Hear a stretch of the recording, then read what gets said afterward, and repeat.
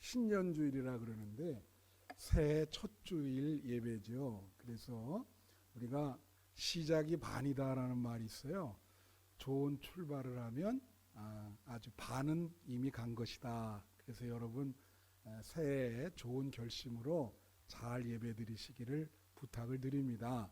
여러분 잘 알다시피 첫 단추를 잘못 끼면 밑에까지 잘못 끼게 되잖아요. 그렇듯이 출발을 잘 하시면 이 2024년도가 여러분에게 축복의 해가 될 줄로 믿습니다. 오늘은 본문 말씀 한 절을 여러분에게 해석을 해드리는데 그게 오늘 창세기 1장 2절입니다. 이렇게 비춰주시면 땅이 혼돈하고 공허하며 흑암이 깊음 위에 있고 하나님의 영은 수면 위에 운행하시니라. 그렇게 얘기해요. 태초에 하나님이 천지를 창조하시니라 그러고 2절 이 말씀이 나오는데 이 말씀은 무슨 말이냐면 하나님이 창조하기 이전의 상태를 말하는 겁니다. 하나님이 창조하기 이전의 상태는 세 가지 특징이 있는데 혼돈하고 공허하고 흑암이 깊었다.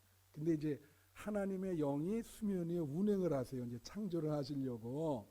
그래서 여러분 새해에도 하나님의 영이 우리 교회에 운행을 하셔야 됩니다. 예? 그래서 주체가 되셔야 돼요. 그래서 여러분을 새롭게 창조하셔야 돼. 그죠? 또 하나님의 영이 여러분의 가정에 운행을 하셔야 돼. 예? 여러분의 개인의 삶에도 운행을 하셔서 여러분을 새롭게 빚어간단 말이죠. 이 창조라고 하는 것은 재창조, 다시 계속 하나님이 여러분을 빚어가고 있는 것이거든요. 그래서 오늘 본문 말씀은 만약에 이런 게 있어요. 내가 작년에 너무나 혼돈하고 공허스럽고 흑암, 어두운 가운데 거했다면 새해부터는 하나님께서 여러분을 새롭게 창조해서 혼돈이 아니고 질서를 잡고 공허가 아니고 보람된 생을 살고 또 흑암이 아니라 빛의 해가 될 줄로 믿습니다. 그래서 제가 하나님이 그러한 상태에서 우리를 어떻게 창조하시고 어떻게 인도하시는가 그것을 오늘 본문을 근거해서 세 가지로 말씀을 드리려고 그래요. 첫째는 뭐냐면 혼돈입니다. 혼돈. 하나님이 창조하기 이전에 우리 상태가 혼돈이에요. 혼돈은 우리가 히브리어로 토후라 그러는데 영어로는 케이아스라 그러거든요. 이거는 무질서한 겁니다. 무질서. 다 같이 무질서. 예. 자, 제가 하나 물어볼게요. 여러분의 삶은 지금 질서가 잡혀 있어요? 아니면 무질서하세요? 근데 이게 무질서하면 이게 혼돈인데 무질서할 때 이 세 개의 다 공통적 특징이 고통과 아픔이 있어요. 사람이 인생을 무질서하게 살면 고통이 뒤따릅니다. 아파요, 아파. 그리고 나중에는 잘못하면 망하게 돼요. 예. 그런데 이 하나님의 영이 이제 운행을 하시면서 이 혼돈, 무질서를 질서로 그렇게 창조를 하시는 거예요. 예? 여러분의 지난날의 삶이 무질서했다면 하나님을 오래 만나셔서 질서 있는 삶을 사시기를 축원합니다. 예. 자, 무질서가 왜 고통인가? 예? 사람에게는 질서가 필요한데요. 라이프니츠라고 하는 분이 이런 얘기를 했어요. 우선 우리는 시간과 공간 안에 살잖아요. 그죠? 예. 그래서 시간적 질서를 얘기했어요. 시간적 질서는 그분이 뭐라고 했냐면 연속성과 규칙성에 있다. 그런 얘기를 했어요. 자, 한 해가 이렇게 오잖아요. 시간을 어떻게 보내시겠어요? 이게 여러분에게 하나님이 선물한 귀중한 시간인데 이거를 막 허비하는 분들 계시잖아요. 시간의 질서가 없어. 막 살아 그냥. 그럼 망하게 되는 겁니다.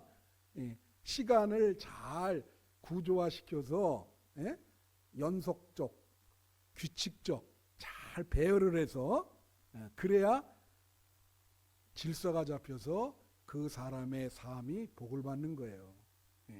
그 다음에 이 라이프 니츠라는 사람이 공간적 질서를 얘기했어요. 그분은 좀 어려운 말을 했는데 이 공간적 질서라는 것은 동시에 존재하는 질서다 그래요. 그런 표현을 썼는데 그건 무슨 얘기냐면 자 보세요. 여기 사물이 교회 안에도 있죠. 그죠? 자, 있을 때 다 있잖아요. 꽃이 여기 반드시 있어야 되고 여기 강대상도 여기 있을 때 다 동시에 다 같이 있단 말이에요. 근데 이게 안 되는 게 뭐냐면 예를 들면 이거예요. 밥이 밥그릇에 들어가 있어야죠.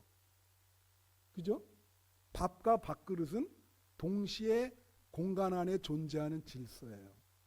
근데 이 밥이 밥그릇에 안 들어가고 어디 뭐 오강 같은 데 들어가 있단 말이야. 이 비유가 좀 이상하죠? 바꿉시다 우리. 쓰레기통에 들어가 있다. 밥을 먹을 수 있겠습니까? 잘못된 공간에 들어가 있잖아. 동시에 존재하는 질서가 아니잖아요. 그죠? 이게 같이 있어야 되는데 그게 거룩이라는 게 바로 뭐냐면요. 거룩은 구별된 공간에 거하는 거거든요. 그래서 만약에 여러분이 거룩한 생활을 성도가 한다는 것은 안 갈 때는 안 가고 갈 때는 가고 그게 공간적 질서인 거예요.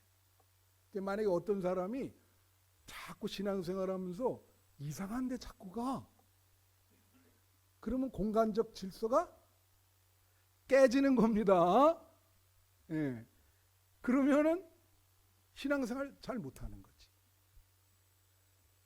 자고로 성도는 발걸음이 제일 많이 가야 될까? 교회야. 교회로 거룩한 데니까. 그죠? 그래서 이거는 뭐냐면 이게 시공간의 질서가 잘못되면 삶이 엉망이 돼요. 그러면 인생 실패하게 됩니다. 성공이 아니고 중요한 거예요. 그럼 우리 신앙생활은 뭐냐면 영적인 질서가 있어야 되잖아요. 그죠?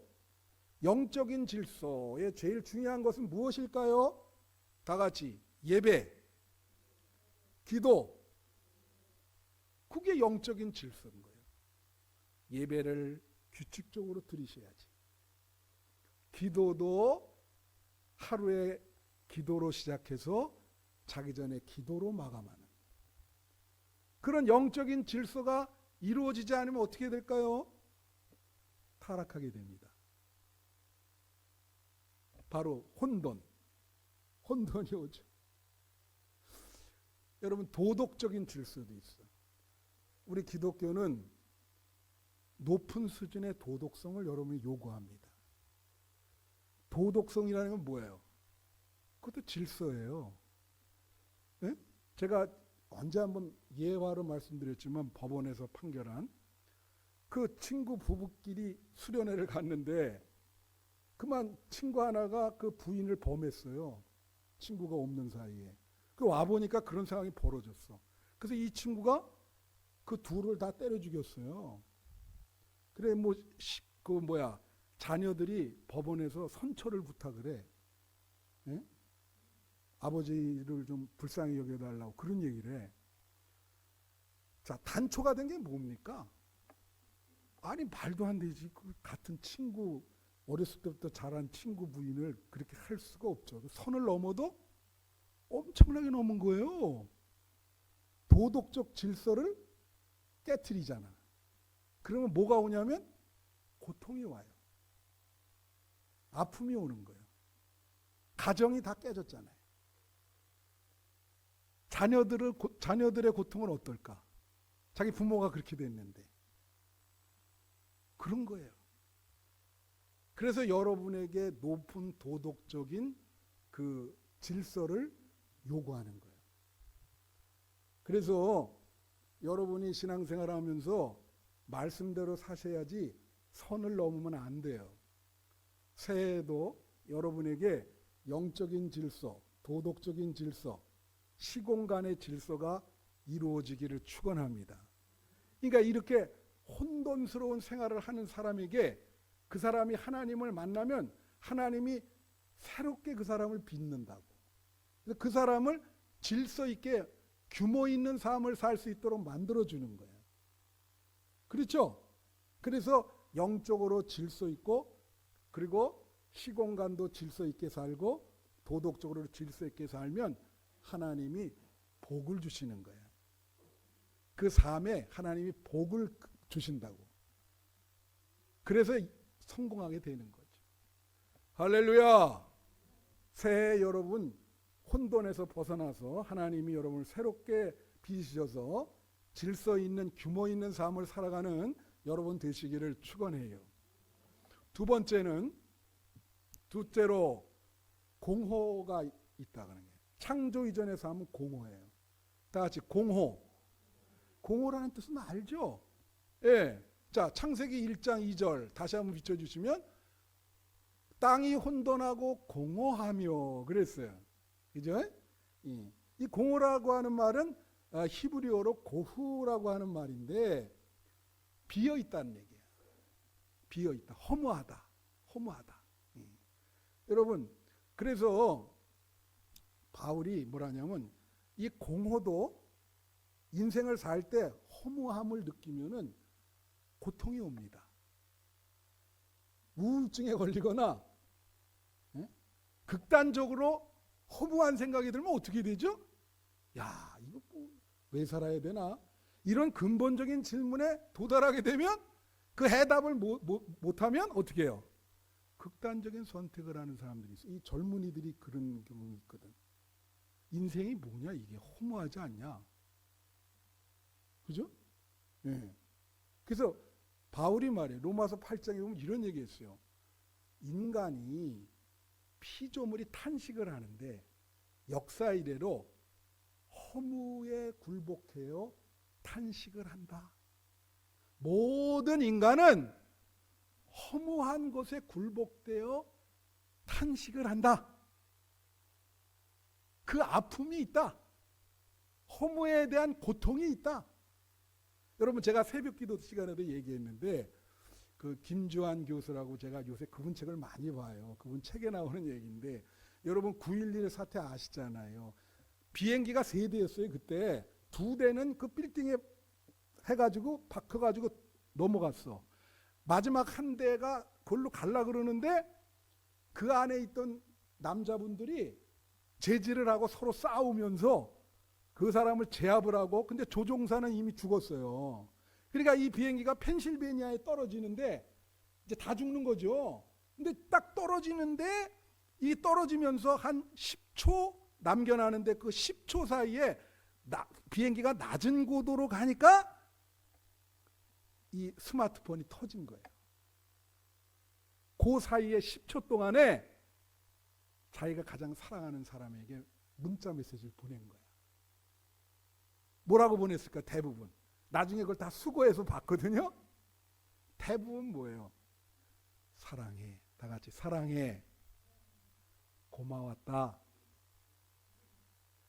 천국에서 기도할게. 대부분 그런 거예요. 거기에 뭐 부정적인 언어는 하나도 안 써 있어요. 천국에서 보자.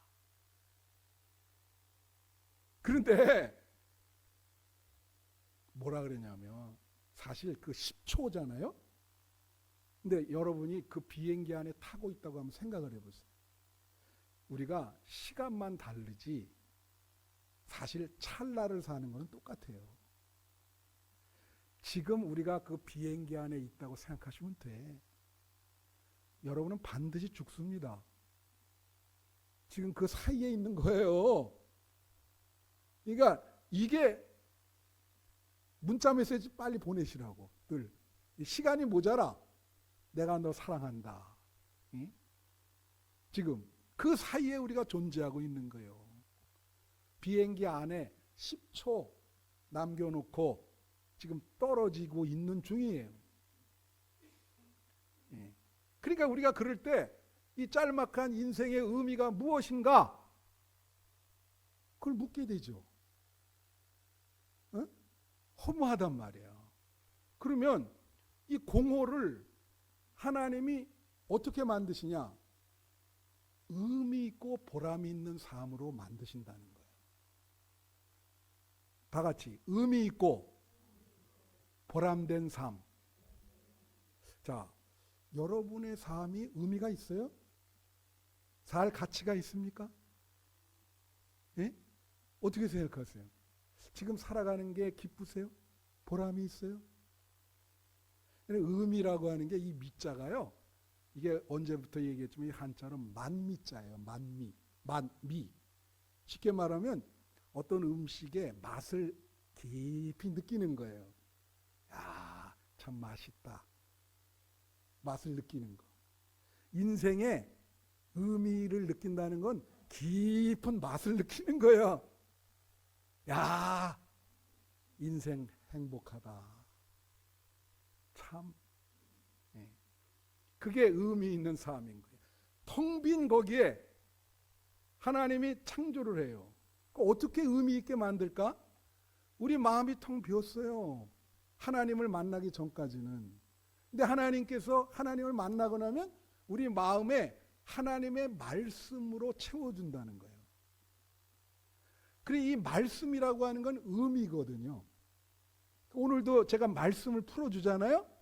의미를 느끼십니까? 예. 그러면 말씀으로 이 텅 빈 마음에 채워지면 은혜를 받게 돼요. 할렐루야. 그러면 인생이 보람된 거예요. 의미를 갖게 돼요. 내가 가정에 대해서도 의미를 갖게 되고 신앙생활 하는데도 의미를 갖게 되고 직장생활 하는데도 의미를 갖게 돼. 그리고 말씀을 통해서 내가 어디서 왔다가 어디로 가는지를 확실히 알게 되고 자신의 소속감이 분명하게 되는 거죠. 할렐루야. 하나님이 그렇게 창조를 하는 거예요. 그래서 허무를 느끼는 사람은 하나님을 만나야 돼. 그럼 하나님이 그 허무한 그 공간에 말씀을 채워주신다. 사람이 허무하면요 외로워요. 허전하고. 그러나 하나님의 말씀이 채워주면 외롭지 않습니다. 더 이상 허무하지 않아요. 인생이 맛을 깊이 느끼듯이 의미로 충만하게 되는 거예요. 야, 나는 살고 싶다. 그게 충만하게 되는 거라고요. 새해에도 하나님께서 여러분을 그렇게 빚어나갈 거예요. 할렐루야. 마지막 세 번째는 어둠입니다. 어둠. 이것도 창세기 1장 2절에 나와요. 자, 다시 비춰줘요. 땅이 혼돈하고 공허하며 흑암이 깊음 위에 있고 어둡단 말이야. 예? 흑암이라는 건 어두움이에요. 근데 이 어둠도 이게 호세크라는 말인데 어둠도 고통이 있어요. 어둠은 어떻게 고통을 주죠? 여러분 만약에 빛이 없고 어두우면 우선 지척을 분간할 수가 없어요.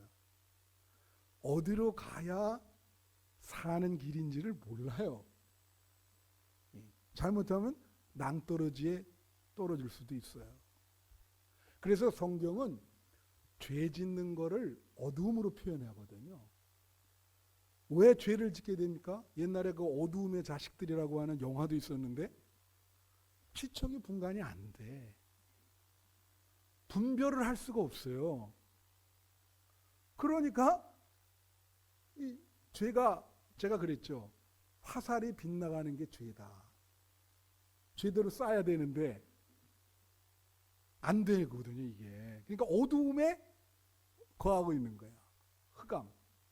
어두움은 고통이에요. 밝은 것을 좀 봐야 되는데, 응?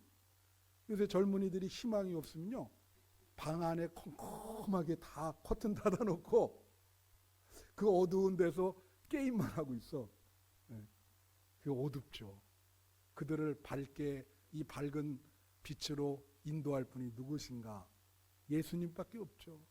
성경에는요, 예수 그리스도가 빛입니다. 어두움을 밝히는 분은 예수 그리스도예요. 그러니까 여러분이 만약에 작년까지 어두운 생활을 했다면 올해 예수 그리스도를 만나셔서 그 예수 그리스도를 여러분 마음에 받아들이셔야 돼. 그럼 빛이 환하게 비치면서 여러분 생활이 밝아집니다. 긍정적으로 되고.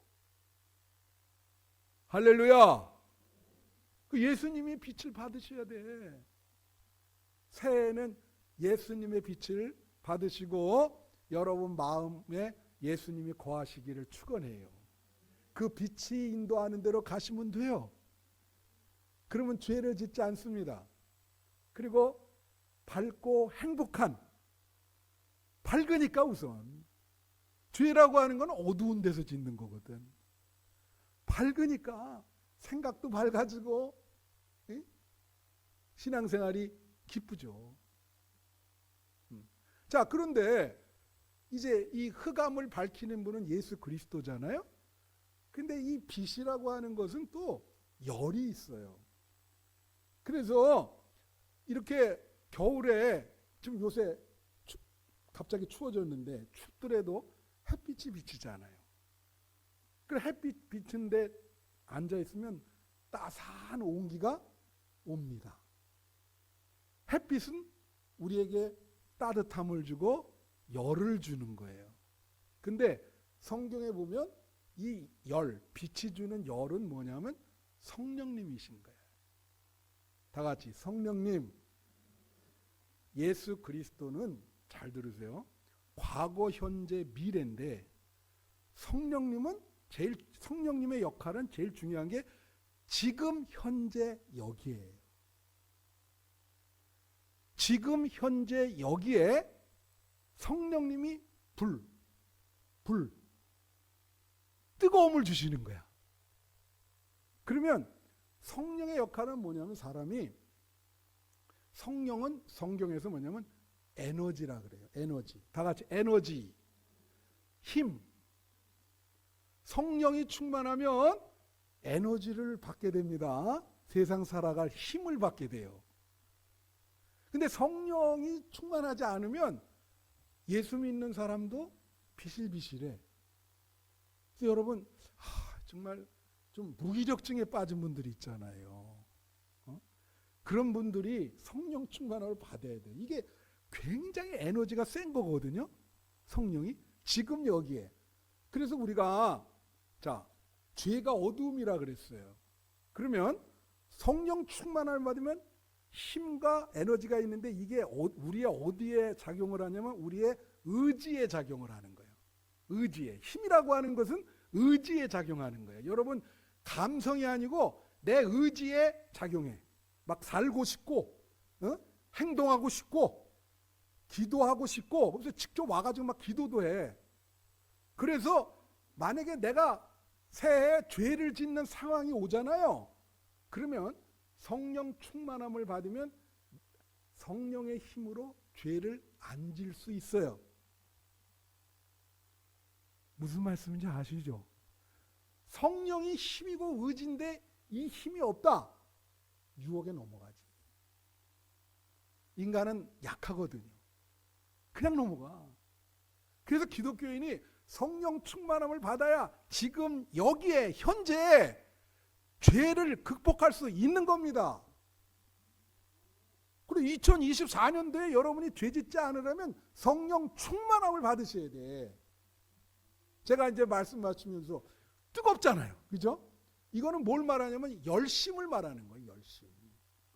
제가 일부 예배 때 얘기했지만 어떤 분이 한 해에 100명 이상 전도한 분이 있어요. 성령 충만함을 받고. 내가 뒤쫓아가 봤어요. 언제 한번 말씀드렸을 거야. 어떻게 하나 이 사람이. 여러분 성령 충만함을 받으면 교회에 하루에도 막 몇 번씩 오고 매일매일 교회 와서 기도하는 사람도 있고 그게 에너지 열심히 충만한 거죠. 성령을 받아서. 그죠? 그래서 100명 전도한 사람 뒤쫓아가 시장에 가더라고. 시장에 얼마나 사람들이 많아. 야, 근데 이 사람이 에너지가 얼마나 충만한지 사람 하나씩 말이야 다 말 걸고 인사를 해. 이쪽부터 저쪽까지 가는데 놀라질 않으시네. 이게 어려운 거예요. 안녕하세요. 교회 나오세요. 응? 안녕하세요. 잘 계셨습니까? 야, 나는 몰래 뒤쫓아가면 이분이 어떻게 전도를 하나. 그렇게 뜨거워. 빛이 아주 뜨거워 그냥. 너무 열심히 하는 거예요. 그래서 새해 흑암 속에서 나오시려면 빛도 받으셔야 되고 열도 받으셔야 돼. 그래서 냉랭한 마음을 뜨거운 마음으로 하나님이 새롭게 창조하신다고. 여러분 중에 냉랭한 분들이 있죠? 그것을 성령을 받으시면 뜨거운 마음으로 바뀌게 되는 거예요.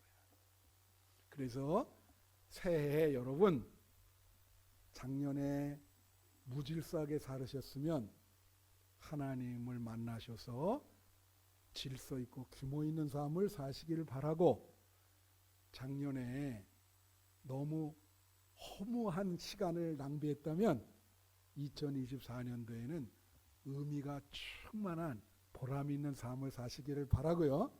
하나님이 여러분을 그렇게 빚어갑니다. 하나님의 영이 수면 위에서 여러분을 그렇게 빚어. 그리고 어두운 데 계셨다면 예수 그리스도를 만나셔서 예수님이 여러분을 밝은 데로 구원해 주실 겁니다. 그리고 빛이 주는 열을 받으셔서 성령 충만함을 받아서 신앙생활 열심히 최선을 다해서 2024년도에 봉사하는 여러분 되시기를 축원합니다.